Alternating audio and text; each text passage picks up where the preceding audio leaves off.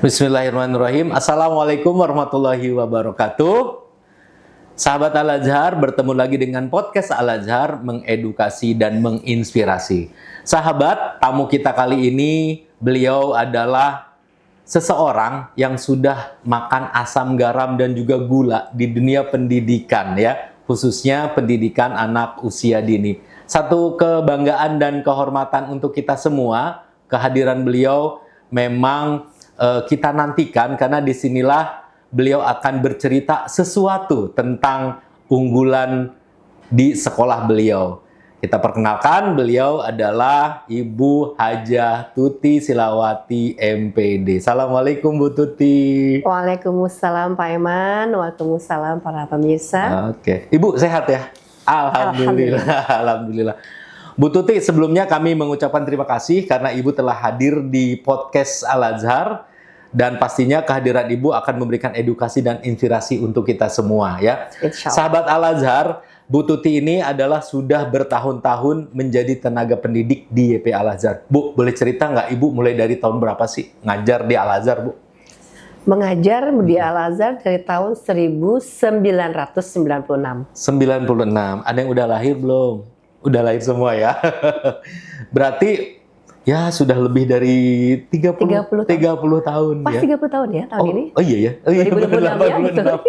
Alhamdulillah. Alhamdulillah.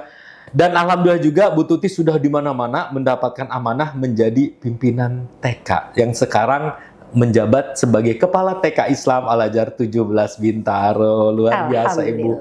Ya, mudah-mudahan amanah ini terus Ibu bisa menjalankannya dengan senang, bahagia, dan pastinya insya Allah keikhlasan Ibu akan mendapatkan pahala yang berlipat ganda dari Allah Subhanahu wa Ta'ala. Ya, baik. Insyaallah. Bu Tuti, kita tahu bersama bahwa TK Islam Al-Azhar pada umumnya itu pasti memiliki program-program unggulan. Nah, kalau di TK Islam Al-Azhar 17 Bintaro ini yang saya dengar, di sana itu ada salah satu program unggulannya yaitu program tahfidz ya Bu Tuti ya? Iya, betul. Nah, Bu Tuti bisa cerita nggak dulu apa sih yang melatar belakangi pada akhirnya nih TK Al-Azhar 17 Bintaro harus membuka kelas tahfidz nih gitu. Apakah permintaan orang tua murid kah?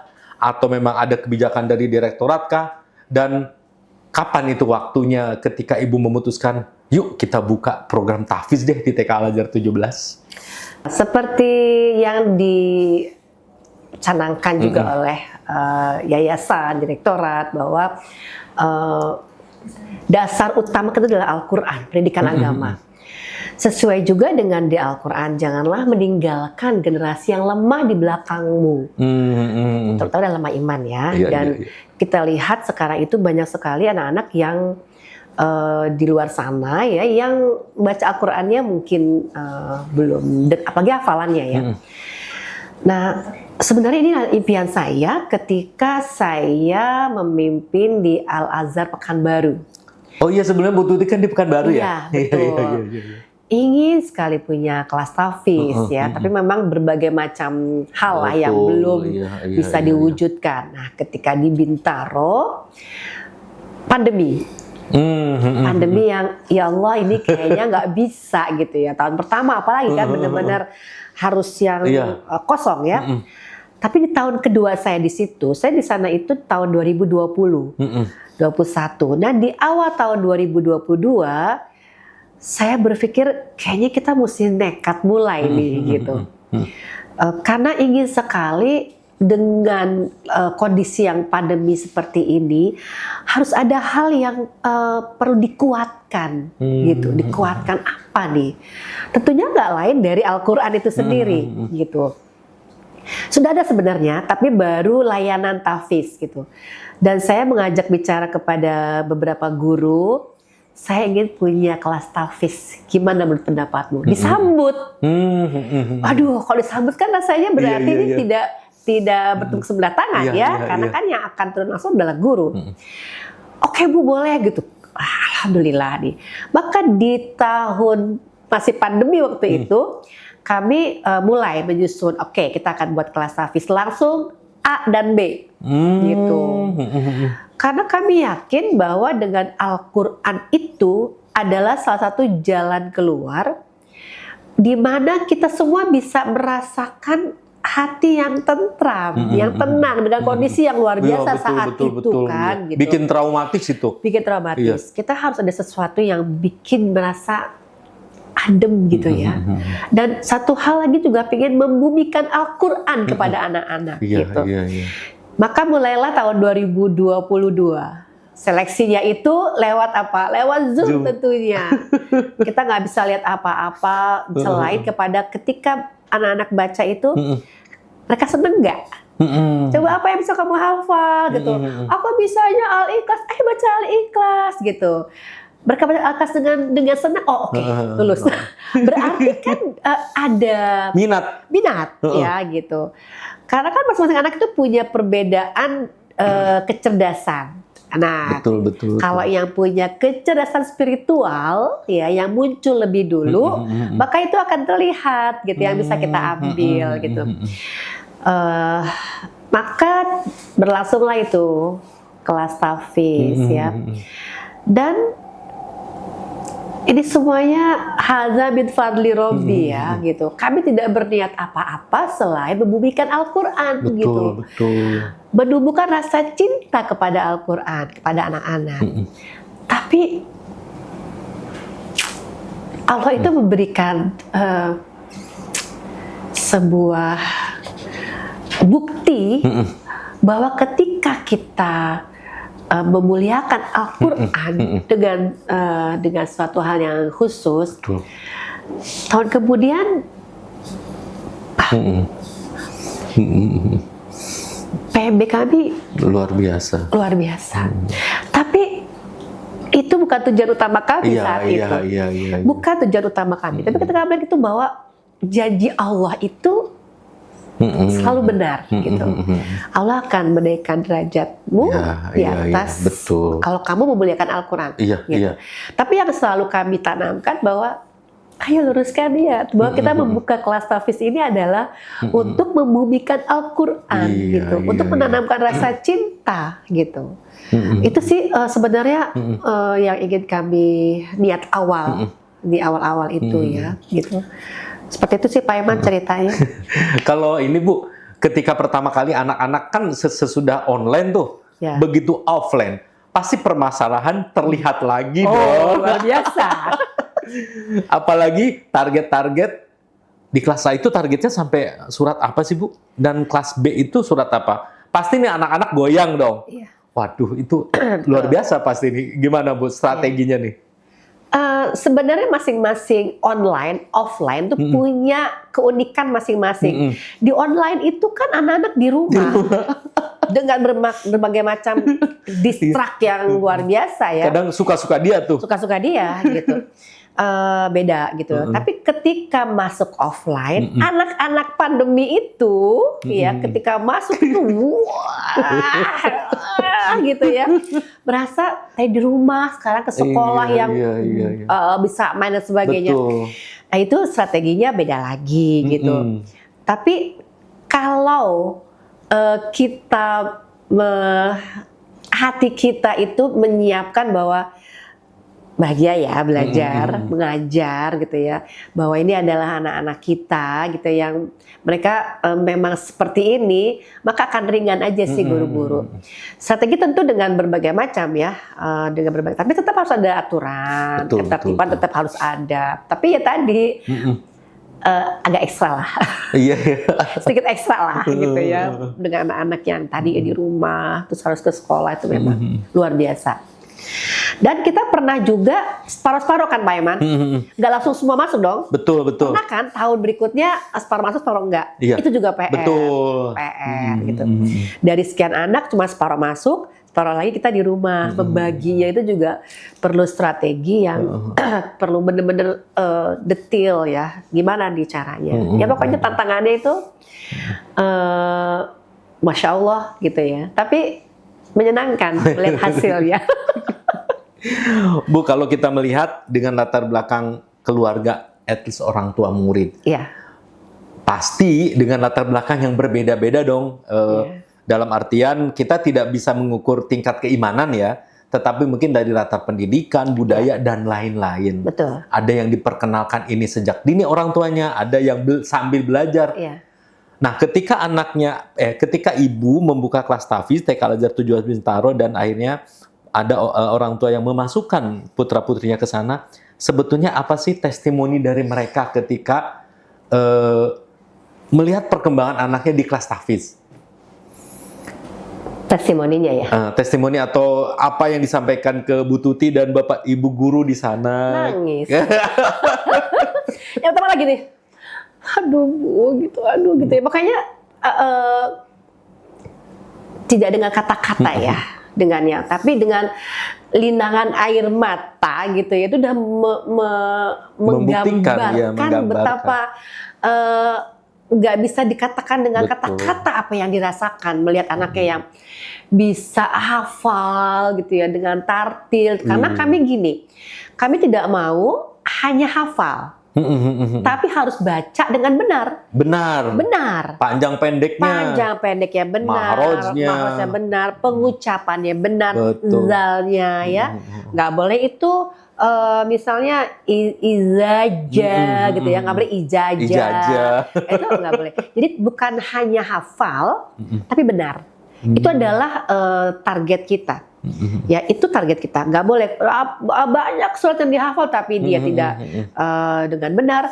Pertanggungjawaban kita nanti kan bukan kepada orang tua aja, tapi kepada Allah. Iya kan? Kamu ngajarin apa? Tujuan kamu apa? Gitu kan. Ngeri kan ya. Jadi nggak apa-apa bisa ada anak yang terseok-seok gitu. Kan beda-beda, Pak. Betul. Tadi kan latar belakang orang tua. Orang tua ada yang kerja ya, nggak sempet. Ada orang tua yang di rumah yang bisa kan pasti berbeda. Bimbing. Pasti beda dong. Ya nggak apa-apa. Yang penting dia membaca, menghafal dengan bahagia, dengan penuh cinta. Itu yang penting. Bukan dengan qul huwallahu ahad.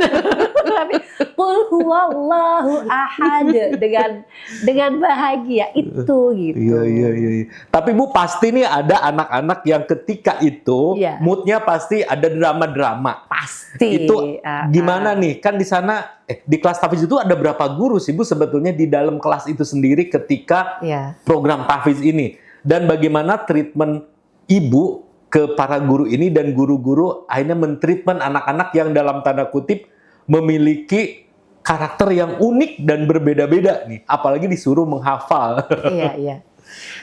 Kalau untuk kelompok A itu satu kelas 3, kelompok B satu kelas 4, karena kan tentunya targetnya berbeda gitu. Kalau ada anak-anak yang memang belum ya, atau yang lagi sedang moodnya turun, it's okay gitu.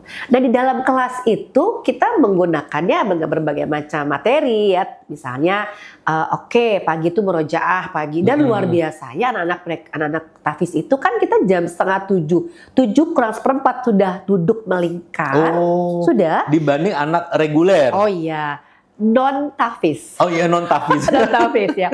Jadi duduk melingkar gitu ya. Jam 7 kurang seperempat, dan sekarang sudah 6:30 di sekarang. Iya. Itu duduk murojaah, kemudian setelah itu dengan games gitu ya. Dan boleh saja mereka misalnya lagi tetap jasmani olahraga, tetap olahraga dan sebagainya, tapi tetap ada lempar bola, qul huwallahu ahad, sambung. Itu kan sesuatu yang betul. Bermain, menyenangkan ya gitu. Ada anak-anak yang hari itu kamu nambah, ya nggak apa-apa.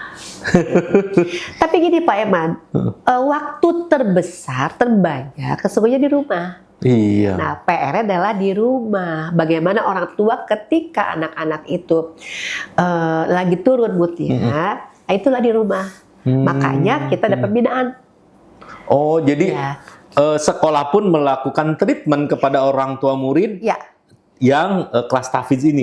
Nah, apa sih Bu kira-kira yang biasanya disampaikan kepada para orang tua itu ketika pembinaan atau apa pelatihan lah bentuknya gitu ya? Pertama adalah tentunya motivasi ya, bahwa Bayangkan mereka itu akan memasangkan mahkota, selendang sutra di surga nanti, menyemangati orang tua, terutama Betul. orang tua semangat. Ya, setelah orang tua semangat bahwa kan ada di Al-Quran ya qaulan sadida dan sebagainya ya. Maka sampaikanlah dengan kata-kata yang baik dan anak-anak jangan ayo belum hafal ini gitu ya. Tentunya dengan cara itu dan Masya Allah ya orang tua juga mereka banyak trik-trik sendiri. Karena yang tahu betul karakteristik anak orang tua murid. Ada anak-anak yang nggak bisa deh kalau dengan cara ini. Jadi nggak bisa disamakan. Betul. Antara satu anak dengan anak lain. Jadi saat pembinaan tuh hanya diberikan clue-cluenya saja. Tinggal orang tua murid mengaplikasikan sesuai karakter anak-anaknya gitu. Iya. Ya, dan Masya Allahnya juga orang tua jadi ikut hafal. Betul. Mau gak mau ada gini, Bu Tuti jadi ikut hafal loh surat ini yang tadi gak kebayang bisa hafal, tapi dengan mengajarkan anak jadi hafal gitu. Iya. Berarti kan ada 2 pahala tuh. Saya bilang, Masya Allah. Iya. Berarti kalau saya boleh menyampaikan gini Bu, ketika TK Al-Azhar 17 Bintaro khususnya membuka program kelas tahfidz, tidak hanya mengajarkan satu anak, tetapi ternyata imbasnya kepada keluarga juga harus benar-benar hafal. Ya, ibunya, ayahnya, neneknya, tantenya. Betul. Dan disampaikan juga waktu itu harus jadi gaya hidup Al-Quran ini. Jadi misalnya di mobil ya tadinya gojreng ya sekarang pacar. Di rumah TV, gitu ya, YouTube. Tapi nggak juga harus seperti itu, tapi ada waktu tertentu yang tapi jadi gaya hidup lah. Sehingga anak-anak ketika mencari hiburan ke Al-Quran hiburannya gitu. Iya. Dan juga dia menjadi terbiasa dengan suara Al-Quran itu ya Bu ya. Iya betul. Bu, kadang gini, saya pernah baca ketika satu anak dengan anak yang lain targetnya sama, tetapi pencapaiannya berbeda. Anak di sekolah enjoy Bu, dia mah nggak ngaruh. Orang tuanya yang panik. Sebetulnya ada nggak sih yang curhat ke ibu gitu tentang ini para orang tua murid? Istilahnya, ibu bagaimana nih treatment si A udah sampai ini, anakku tuh susahnya minta ampun gitu loh Bu. Apa tuh Bu yang harus ibu lakukan dan guru-guru di sana? Dari awal saya sampaikan bahwa jangan melihat rumput tetangga. Fokus ke anak kita aja udah. Bahwa anak kita ya anak kita dengan kapasitasnya dia gitu, nggak apa-apa. Jadi jangan panik. Kalau panik, maka treatment di rumah kan jadi drilling gitu. Drilling yang si B udah sampai surat ini anak aku buang makan drilling, nggak boleh. Anaknya stres. Stres nggak boleh. Maka tadi menghafal dengan bahagia. Dan alhamdulillahnya tiap tahun itu bertumbuh yang juz 30-nya selesai. Padahal target kita hanya sampai atorik di kelompok B. Kelompok B atorik Al-Alaq di kelompok A. Tapi Masya Allahnya itu tiap tahun pertama itu 1 anak. Tahun kedua 2 anak. Kemudian tahun kemarin itu sekitar kalau saya boleh lihat datanya di sini, tahun terakhir itu kami ada yang tahun juz 29 itu 3. Alhamdulillah. Tahun kemarin. Juz 30 itu ada 1, 2, 3, 9 anak. Alhamdulillah itu tahun terakhir. Di tahun pertama itu 1 orang, terus 2 orang, 3 orang. Gitu. Dia tahun terakhir seperti itu. Berarti kan makin lama itu makin anak-anak makin semangat. Betul. Orang tua makin semangat. Iya. Dan alhamdulillahnya angkatan pertama kelas tahfidz di kami di SD itu di kelas 4 kalau nggak salah ya sudah lulus 30 juz. 1 anak itu. Masya Allah ya, itu luar biasa. Dampaknya tuh juga panjang ternyata gitu. Nah, itu semua juga para orang tua juga sangat penting. Gitu. Bu, di TK 17 tuh ada kemungkinan buka kelasnya banyak nggak untuk kelas tahfidz? Sekarang ada satu ya Bu, kelompok Satu A1. di A, satu di B. Nah, minat orang tua murid sendiri, Bu Tuti melihatnya, wah sepertinya kita harus buka satu lagi nih. Ada nggak tuh Bu? Seperti Kans ke arah sana gitu? sekarang kayak belum. Belum ya? Ya belum. Kita matengin dulu nih yang sekarang nih. Iya, Matengin iya, dulu, iya. gitu. Karena di SD pun juga satu kelas kan, Satu kelas, Iya, iya, kita iya, mengimbangi itu saja. Supaya lebih apa ya, lebih fokus gitu ya, dan bisa jaga kualitas itu aja sih. Satu tapi berkualitas gitu. Iya, iya. Kalau ini Bu, kalau metode menghafal dengan kita orang dewasa pasti akan berbeda. Iya. Mulai dari irama, mulai dari mungkin waktunya, durasinya. Nah, kalau di TK sendiri metodenya itu seperti apa sih Bu? Jadi kalau di kelas itu anak-anak itu nggak ada metode khusus ya, tapi dalam satu hari itu ada 2 atau 3 ayat yang perlu dihafal. Itu individu, talaki individu. Talak itu setoran ya Bu? Enggak, ditalakikan, diajarkan satu Ziyadah. bertambah, ya, bisa nambah nggak dia, gitu. Jadi ditalakikan dulu. Misalnya anak-anak gurunya baca, anak ikuti, guru baca, anak ikuti. Setelah itu tuh dia coba baca sendiri 3 ayat itu bisa nggak, gitu. Dia bertambah nggak, gitu. Besoknya lagi harus dimurojaahkan bersama-sama dari surat ini sampai jadi harus murojaah dan itu harus terus menerus, nggak bisa lepas gitu. Jadi bukan pindah hafalan ya berarti kalau harus hafal semuanya. Tambah hafalan, bukan pindah hafalan. Nah itu triknya gimana sih Bu biar tambah hafalan bukan pindah hafalan? Murojaah terus ya. Terus murojaah, nggak bisa. Makanya tadi gaya hidup tadi menjadi gaya hidup supaya di rumah juga itu yang dipasang gitu. Misalnya lagi hafalan surat Al-Lahab dari kelompok A ya. Nah udah Al-Lahab aja yang terus disetel di rumah gitu, di mobil gitu ya Al-Lahab. Sehingga kan ini memori dia menjadi mungkin ya tetap seperti itu. Murojaah yang paling penting itu.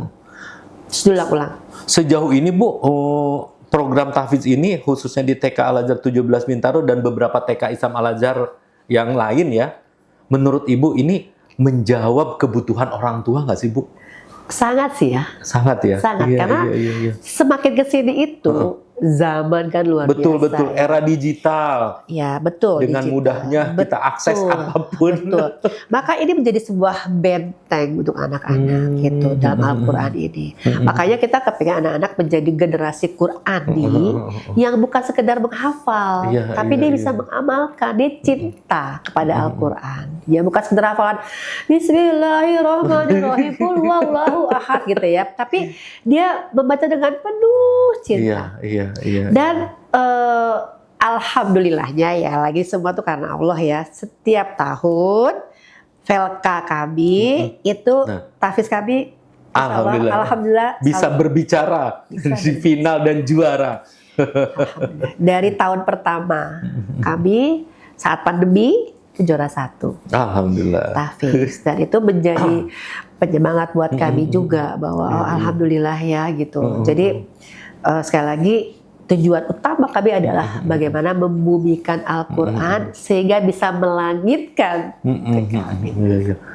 Kalau di ini Bu, kalau TK kepada guru-guru tahfidz khususnya itu ada treatment atau pembinaan atau apa gitu yang dilakukan oleh sekolah atau direktorat Bu?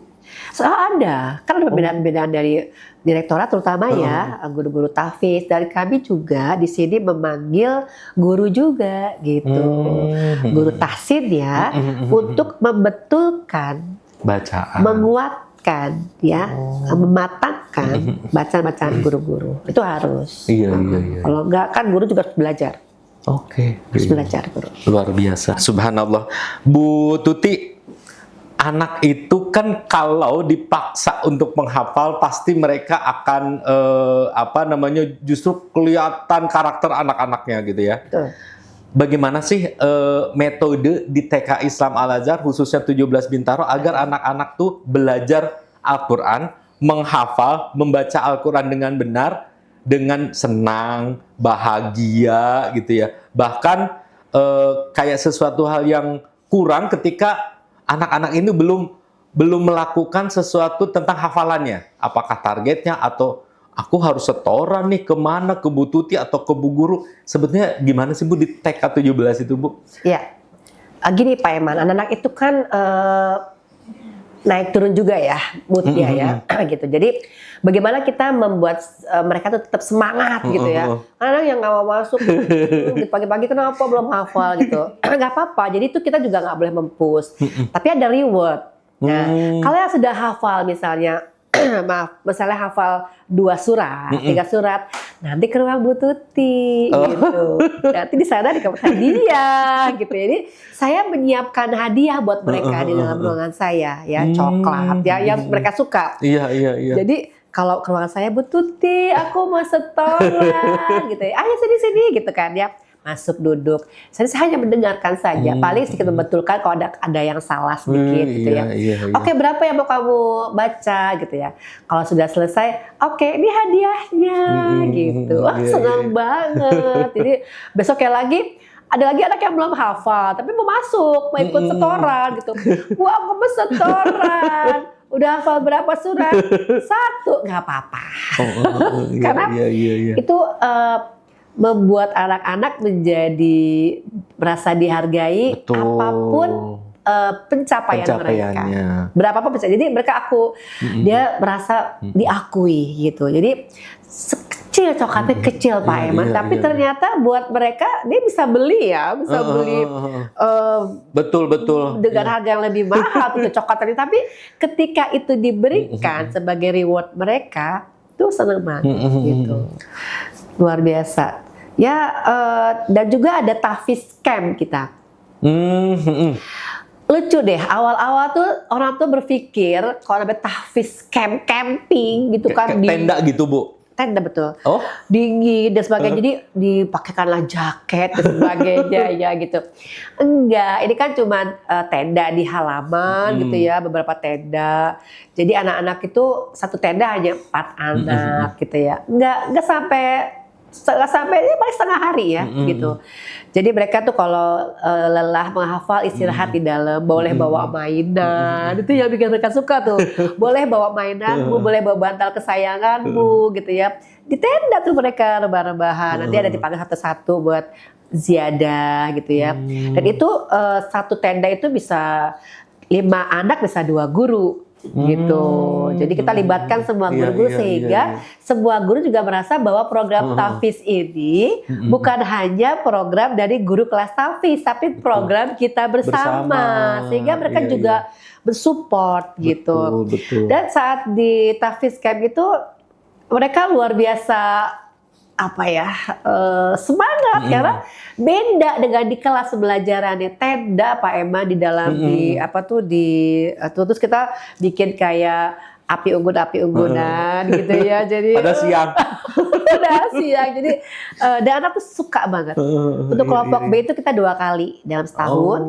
Kelompok A-nya 1 kali karena kita harus pakai gradasi usia ya, kemampuan mereka untuk bisa melakukan sebuah kegiatan gitu. Saya lihat di ini Bu, di media sosial ya, ketika upacara atau apa kok kayak sekelompok anak kelas itu pakai peci hitam, yang lainnya enggak gitu. Memang itu identitas mereka Bu.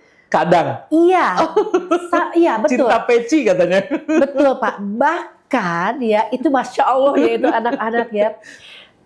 Bahkan lagi lomba pun tetap itu peci nempel ke kepalanya. Jadi nggak mau lepas. Saya bilang, ya Allah ini anak-anak itu peci gitu ya. Nggak dilepas. Lomba loh Pak. Lari loh Pak. Gitu ya. Dia bola keranjang gitu ya. Nggak lepas peci. Betul. Saya bilang itu salah satu gini loh, mereka tuh cinta. Betul. Gitu. Dan nggak merasa gerah loh. Iya. Nggak merasa gerah. Itu luar biasa. Jadi saking melekatnya Al-Quran, segala sesuatu yang menurut dia ini Al-Quran banget, identik banget. Peci aja kemana-mana. Sampai olahraga pun mereka pakai peci. Betul. Iya, sampai seperti itu. Sehingga mereka nggak merasa terhalangi gerak mereka gitu. Iya. Dan kadang-kadang di Pak Eman lagi main lagi senandung yang keluar itu adalah senandung bacaan hafalan mereka gitu. Ya Allah gitu ya, rasanya melihat hal itu tuh nggak bisa lah kita ditebus dengan apapun bahagianya hati kita, karena kan urusannya ke Allah ya. Gitu. Nah, Bu, kan karakter anak-anak juga kan yang tadi saya sampaikan, ada latar belakang keluarga, ada pola asuh, ada anak yang dalam artian di rumah diperlakukan bagaimana. Ketika masuk awal ke kelas tahfidz, ada drama-drama yang luar biasa. Akhirnya satu sekolah tahu bahwa kalau ada suara ini berarti anak ini gitu ya. Itu di awal-awal. Nah, dari sisi karakter, Bu, ketika mereka sudah mengenal Al-Quran dengan menghafal dan pembelajaran Al-Quran, drama dan lain-lain itu dengan belajar tahfidz itu berpengaruh nggak sih, Bu, terhadap karakter anak itu sendiri, Bu? Karena Al-Quran berbicara, ya. Kalau kamu ingat Allah, maka hatimu akan tenang, gitu ya. Maka dengan dia setiap hari Al-Quran itu terus, itu benar-benar merubah hati yang keras menjadi lunak. Karakter yang tadinya meledak-ledak, ya, yang turun naik, ya. Iya. Itu membuat mereka menjadi lebih tenang. Meskipun anak-anak itu, kan Al-Quran itu kan membuat kecerdasan kita menjadi naik ya dengan Al-Quran. Kelas tahfidz ini karena dia lebih tinggi targetnya, maka kan lebih sering, maka kan lebih terus mengasah ini dia kecerdasannya dia gitu ya. Sehingga kecerdasan yang lain itu ikut terpengaruh banget, meskipun anak cerdas itu emang nggak bisa diem gitu. Dan anak-anak yang cerdas itu memang anak-anak yang memang dia bergerak, tetapi gerakannya gerakan yang terarah, gerakan yang tidak ngawur gitu ya. Tapi memang begitulah anak tahfidz memang sedikit, tapi mereka tidak yang emosional, yang kayak gitu-gitulah, berubah sekali. Dan orang tua juga di rumah merasakan bahwa berubah ya, Bu, gitu. Mereka tuh gitu. Iya. Tapi gini Pak Eman, bukan berarti kelas lain itu tidak kita akomodir. Nggak pakai hafalan, tetap pakai hafalan, tetap harus ada. Karena kan dari direktorat ya, Bu, kalau yang non tahfidz enggak? Tidak. Tapi target di kelasnya tentunya ada. Karena kan dari direktorat sudah jelas targetnya harus sekian. Nah, di kelas non tahfidz tetap ada target, tapi tidak sebanyak kelas tahfidz. Maka itu juga sangat pengaruh buat mereka. Gitu. Al-Quran itu pengaruh sekali buat mereka. Kelasnya juga tetap, tapi targetnya saja yang berbeda. Treatmentnya juga berbeda kepada anak-anak yang kelas tahfidz. Iya. Jadi kalau misalnya di Al-Azhar itu ada lomba, misalnya lomba keagamaan, udah secara otomatis anak-anak kelas tahfidz itu bisa kita kirim, bisa gitu ya? Kita kirim. Walaupun ya melihat kelas yang lain juga pasti punya kans untuk itu ya. Karena kadang-kadang gini, di A itu pada saat dia di A, dia tidak bisa masuk ke kelas tahfidz, terbatas, ya kan? Oh gitu, Bu? Iya. Tapi kan setelah itu dia muncul kan, terus berkembang kan. Nah, ketika dia di B itu juga terus muncul tuh Pak, meskipun dia nggak di kelas tahfidz ya, gitu. Itu juga bisa kita ambil. Tapi memang secara keseluruhan gitu ya, anak-anak kelas tahfidz itu hampir agak lengkap ya kemampuan yang berkembang ya gitu. Tapi Al-Quran itu yang didikannya. Betul. Dan di kelas lain juga alhamdulillah, tapi memang karena ini targetnya lebih banyak ya. Bayangkan sampai Al-Infitor. Iya, betul. Bahkan sampai juz 29 mereka bisa gitu ya. Terasah sekali. Terbiasa dengan sesuatu yang menantang. Iya. Menantang secara positif dan juga otomatis otak mereka terstimulus untuk terus bergerak ya, Bu ya. Dan mental dia juga terbentuk. Iya, betul. Mental terbentuk. Pernah gini Pak, anak-anak yang mau juz 30, kan sebelum kita ke direktorat, ke saya dulu. Saya melihat, kan apa dong, saya serahkan tiba-tiba belum hafal, saya dulu direktorat. Gladi bersih ya, benak kosyah ya. Jadi itu saat dari mulai Anas sampai Anaba gitu ya. Terus dengan berbagai macam sambung ayat, 3 ayat segala macam itu diulang. Iya. Dan mereka tuh nggak yang capek Bu. Enggak loh. Iya. Itu benar-benar yang iya terus gitu. Oke, sekarang kita lihat surat ini. Dan terus tough gitu. Itu luar biasanya. Iya. Ya, tapi itu sekali lagi terbatas jumlah kelas gitu. Makanya ada seleksi Pak Eman. Iya. Seleksi di mana bukan untuk apa-apa, tapi kita harus menyaring untuk anak-anak kelas tafis. Yang penting dalam mentalnya anak-anak harus kuat. Iya. Kalau nggak kuat, Betul. dan di rumah juga tidak diakomodir, tidak dibantu, nggak bisa juga. Iya. Dan sama ini juga Bu, yang saya tangkap juga, yang saya dengar juga, guru-guru kelas tafis itu luar biasa sabar ya Bu. Karena anak cerdas yang Bu Tuti tadi, mereka itu luar biasa, mereka terkonsep loh Bu kadang. Iya. Bu gurunya kesini, kita kesini nih gitu.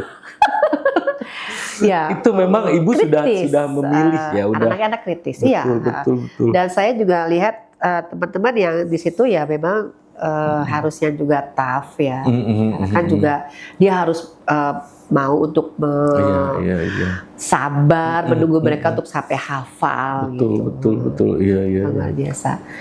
Kalau di ini bukan TK A dan B itu sudah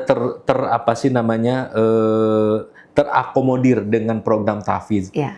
Harapan Ibu SD Al-Azhar sendiri di jenjang berikutnya kan tidak semua SD ada kelas tahfiz, Ibu. Iya. Apakah memang menurut Ibu kalau di Al-Azhar sendiri kelas tahfiz itu memang harus ada ya Bu?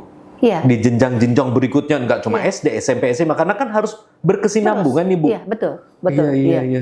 Nah, alhamdulillah di Albin, di Al-Azhar Bintaro itu memang diawali oleh SD nih. Kelas tahfiz, SD dulu kan gitu. Iya. Maka ketika saya ditugaskan ke sana, itu saya langsung makin kuat tuh ya. Nah, jadi alhamdulillahnya kami tuh TK, SD, SMP semua ada kelas tahfiz. Jadi benar-benar berkelanjutan program kami di Al-Azhar Bintaro.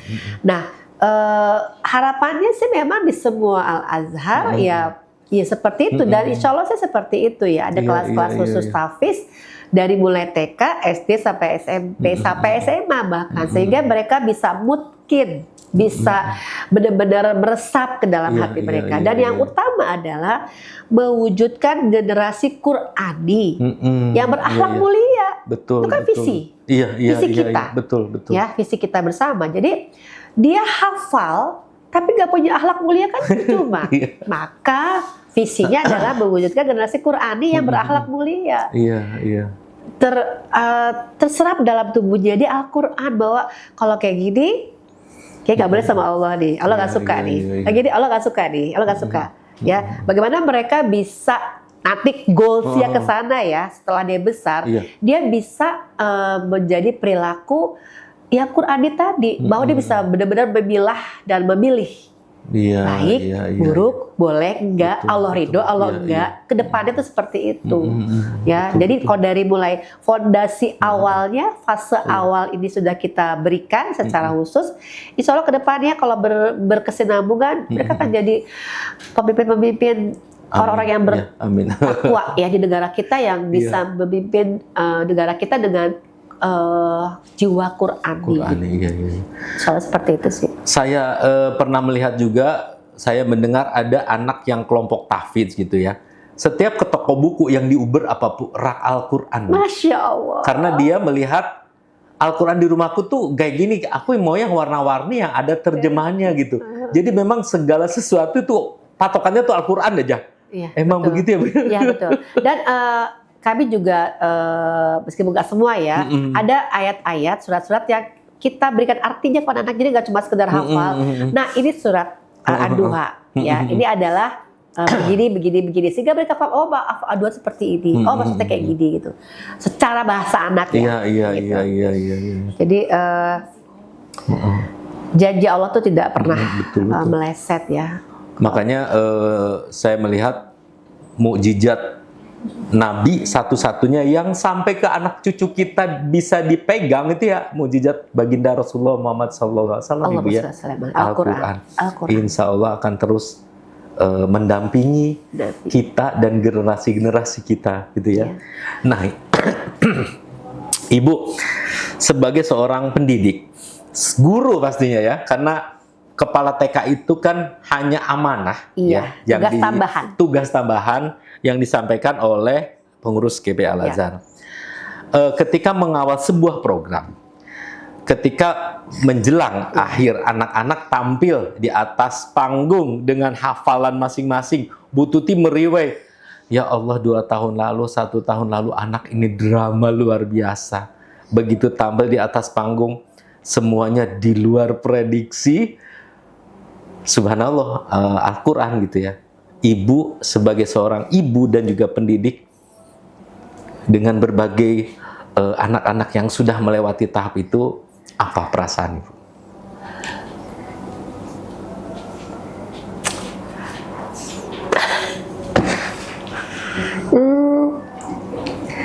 Gak bisa berkata-kata lah Pak. Melihat mereka membaca surat-surat di atas panggung gitu ya, apalagi yang sudah sampai juz 30 tuh dengan wajah yang penuh ini ya, mereka tuh bacanya dengan tanpa beban, itu rasanya ya Allah gitu ya. Kalau bukan karena kuasanya Allah gitu, tentu nggak akan seperti ini. Bahagianya itu nggak bisa dikatakan dengan sesuatu kata-kata Pak Eman ya, selain makasih ya Allah gitu, makasih ya Allah gitu. Rahmatilah mereka dengan Al-Quran gitu, karena tadinya melihat perjalanan mereka dari awal sampai akhir sampai jadi seperti ini, kalau bukan karena pertolongan Allah, kita ini apa ya, kita hanya sebagai jalan saja. Tapi kalau bukan pertolongan Allah itu, makasih ya Allah gitu. Gak bisa Pak Iman disampaikan dengan kata-kata tuh gak cukup ya. Setiap kali ada terakhir wisuda tahfiz itu, melihat mereka memasangkan mahkota kepada ibunya gitu, saya membayangkan ya Allah, ini akan mereka pasangkan nanti di depan surganya Allah, memasangkan mahkotanya, memasangkan selempang sutranya gitu. Ya Allah, mudah-mudahan itu ini juga menjadi sebuah wasilah buat kita gitu ya. Membayangkan itu saya sudah rasanya ya seperti Pak Iman. Apalagi diiringi dengan lagu yang apa tuh Bu, yang aku itulah ya, luar biasa. Bu Tuti, kita perjalanan sebagai orang tua ya, apalagi Bu Tuti seorang pendidik, tahu betul sejarah anak nol datang ke situ dengan berbagai macam karakternya, sampai mungkin Bu Tuti juga pernah merasakan bagaimana Bu Tuti mungkin ada anak yang luar biasa nggak mau masuk kelas, Bu Tuti berjuang dengan sabar, ayo nak kamu bisa. Nah, pasti luar biasa ini. Satu cerita Pak Eman, ada anak kelas tahfiz yang gini, aku pengen tinggal di Madinah, aku pengen jadi imam di Masjid Nabawi gitu ya, aku ingin jadi imam di masjid. Coba kan sampai ada anak yang punya cita-cita kayak gitu Pak Iman, anak kelas tahfiz itu, aku pengen jadi imam di sana dan tinggal di sana gitu tuh, itu sesuatu yang sebegitunya Al-Quran menyentuh hati mereka gitu, sehingga cita-citanya tuh kok kesana ya gitu, sampai pengen jadi imam di Masjid Nabawi, di Masjid Haram gitu ya. Itu kan kepikir sama anak umur 4 tahun Pak Eman gitu ya, yang ya Allah gitu. Iya. Benar-benar luar biasa. Mukjizat luar biasa. Dan juga ini kan juga pendampingan dari direktorat itu juga luar biasa Pak Eman.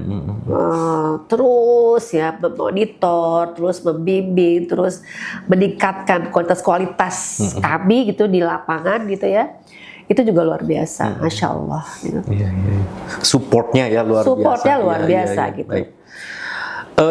kadang Bu ada bapak-bapak ibu-ibu kita dari direktorat ke sekolah langsung menguji anak-anak ya Bu ya. Itu program apa ya Bu ya? Itu munakosyah. Munakosyah ya. Oh, Jadi anak-anak yang sudah selesai hafalannya di akhir pembelajaran B ya, itu kita meminta kepada direktorat untuk memunakosyahkan anak-anak, menguji benar gak nih hafalannya gitu sampai segini gitu ya. Dan alhamdulillah juga dari para penguji itu mengapresiasi bahwa anak-anak itu bukan hanya sekedar hafal, tapi juga betul. Mahrojnya panjang pendeknya gitu ya, itu disampaikan oleh para penguji dari direktorat ya, kasih keagamaan, pengawas gitu ya. Masya Allah Bu Tuti, anak-anak ini bacaannya kok bagus-bagus betul. Karena memang itu yang tujuan kita, mereka baca hafal dengan bacaan yang benar gitu. Nggak karena kalau salah baca ada standarnya. Kalau salah baca, salah arti, yang kena siapa? Ya kita lah guru-guru gitu dan orang tua. Karena anak ini kan mereka kosong. Betul. Kertas putih. Bagaimana kita memberikan mereka hafalan kalau kitanya salah, itu juga salah. Betul. Tanggung jawabnya kepada Allah. Dan itu pasti sampai besar kalau nggak dibetulkan. Susah kan Bu ya. Ta'alai. Iya, betul. Iya. Dari Al-Fatihah saja itu udah harus betul. Apalagi Al-Fatihah ya. Betul, iya. Syarat sahnya sholat. Betul. Sekali lagi Pak Eman, saya ingin tekankan bahwa di kelas lain pun non-tahfiz juga sama. Sama. Tapi memang hanya target saja berbeda. Tapi sama, harus hafal dengan benar bacaan yang benar gitu. Dan bukan pindah hafalan, tapi tambah hafalan. Gitu. Luar biasa Bu Tuti, ini kita pada ujung kita ngobrol ya. Pasti Bu Tuti akan banyak ingin yang akan disampaikan sebetulnya, tetapi karena waktu, nah Bu Tuti nanti singkat saja menyampaikan kepada calon orang tua murid yang ingin memasukkan anaknya ke kelas tahfiz TK Islam Al-Azhar 17 Bintara khususnya, dan seluruh TK Islam Al-Azhar yang ada angka di belakangnya, jangan ragu memilih sekolah Islam Al-Azhar. Dan jangan ragu juga untuk menentukan pilihan memasukkan putra-putrinya ke kelas tahfiz. Itu, dan yang kedua, Ibu mungkin memberikan pesan kepada orang tua murid yang sekarang sedang berjuang bersama anaknya di kelas tahfiz gitu ya. Silakan Ibu, apa yang ingin disampaikan? Baik, Bismillahirrahmanirrahim kepada para orang tua murid yang nanti insya Allah akan mendaftarkan murid-muridnya pada tanggal 8 September nanti. Silahkan datang ke TK Al-Azhar 17 Bintaro. Jangan khawatir, anak-anak di kelas tahfiz itu anak-anak yang luar biasa ya. Jangan takut merasa sulit untuk mendampingi putra-putrinya di rumah. Allah pasti akan mempermudah bagi kita yang punya niat untuk menanamkan Al-Quran ke dalam dada anak-anak kita. Dan bagi para orang tua murid yang sekarang sedang berjuang di kelas tahfiz, ayo tetap semangat ya. Bayangkan nanti anak-anak kita akan memasangkan mahkota kemuliaan di sisi Allah di depan surganya, dan mereka menanti kita di depan surganya Allah dengan hafalan-hafalan mereka. Tetap semangat, luruskan niat, semua karena Allah. Insya Allah Allah akan permudah. Terima kasih. Bu Tuti itu kan orang tua. Nah, untuk anak-anak tercinta. Anak-anakku, kalian adalah anak-anak yang cerdas, yang luar biasa, yang telah Allah berikan ilmu yang sangat banyak di dalam dada anak-anak. Tetap semangat. Kalau capek gak apa-apa, berhenti aja dulu. Kalau mau nangis, nangis aja gak apa-apa. Tapi sedikit aja ya, sebentar saja. Setelah itu semangat lagi. Semangat untuk menghafal Al-Quran. Karena Allah akan menyayangi kita, menyayangi orang tua kita, dan menyayangi guru-guru kita. Semangat ya nak.